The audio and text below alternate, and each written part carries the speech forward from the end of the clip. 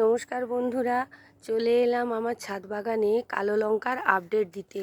বন্ধুরা দেখুন কত সুন্দর ছবিতে আপনারা গাছ আর পাতা আর ফল তিনটিকে আলাদা করতেই পারবেন না।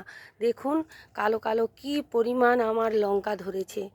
এর মধ্যে থেকে আমি বীজ কালেক্ট করার জন্য পাকতে রাখবো, আর কিছু হারভেস্ট করে নেব বাড়িতে খাওয়ার জন্য। কিন্তু লঙ্কাগুলো দেখে এত ভালো লাগছে, মন যেন একদম কেড়ে নিচ্ছে।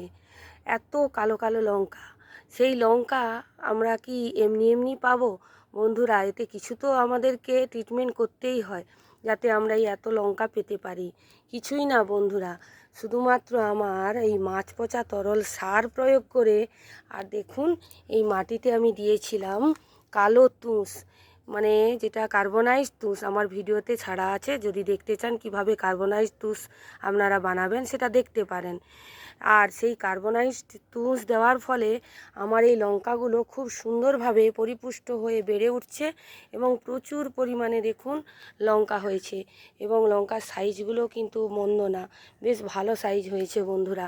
এই রকম কালো লঙ্কা এই রকম সিজনেই কি এর প্রচুর পরিমাণে ফল দিতে থাকে। তাই আপনারাও কোথাও থেকে এই কালো লঙ্কার বীজ সংগ্রহ করে লাগাতে পারেন।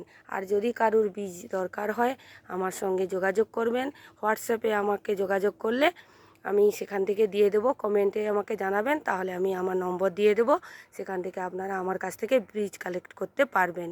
কেমন লাগলো ভিডিওটি জানাবেন, ভালো লাগলে চ্যানেলটিকে অতি অবশ্যই সাবস্ক্রাইব করতে ভুলবেন না।